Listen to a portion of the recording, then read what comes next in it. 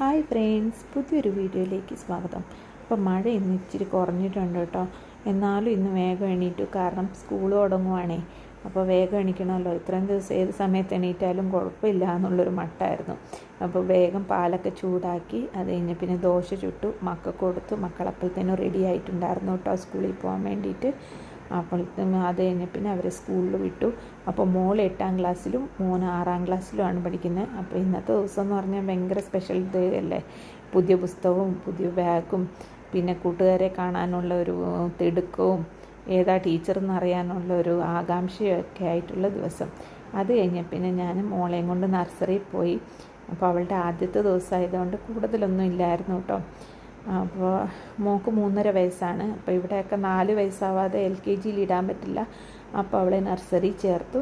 അപ്പോൾ ഇന്നും വീടിൻ്റെ അടുത്തുള്ള നഴ്സറി ആയതുകൊണ്ട് എല്ലാവരും അറിയാവുന്ന കുട്ടികളാണ് കേട്ടോ. അപ്പോൾ അവൾക്ക് പ്രശ്നമൊന്നും ഉണ്ടായില്ല. സിസ്റ്റർമാർ നടത്തുന്ന ചെറിയൊരു നഴ്സറിയാണ്.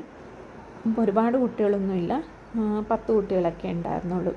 അപ്പോൾ അത് കഴിഞ്ഞ് പിന്നെ സിസ്റ്റർ ജ്യൂസൊക്കെ കൊടുത്തു, ചോക്ലേറ്റൊക്കെ കൊടുത്തു.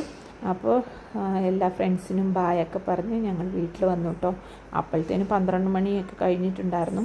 അത് കഴിഞ്ഞ് പിന്നെ ഞാൻ പെട്ടെന്ന് കഞ്ഞിയും കറിയൊക്കെ ഉണ്ടാക്കി വെച്ചു, കാരണം മൂത്ത കുട്ടികൾ വരാറായി. അപ്പോൾ അവർ 2 മണിയാകുമ്പോഴത്തേനും വരും കേട്ടോ. അപ്പോൾ അവർക്ക് എല്ലാം ഉണ്ടാക്കി അവരെ വിളിച്ചുകൊണ്ട് വന്നു. അത് കഴിഞ്ഞ് പിന്നെ ചോറൊക്കെ ഉണ്ട്. അപ്പോൾ എന്നൊന്നും ഇല്ലായിരുന്നു, പച്ചക്കറിയായിരുന്നു കേട്ടോ.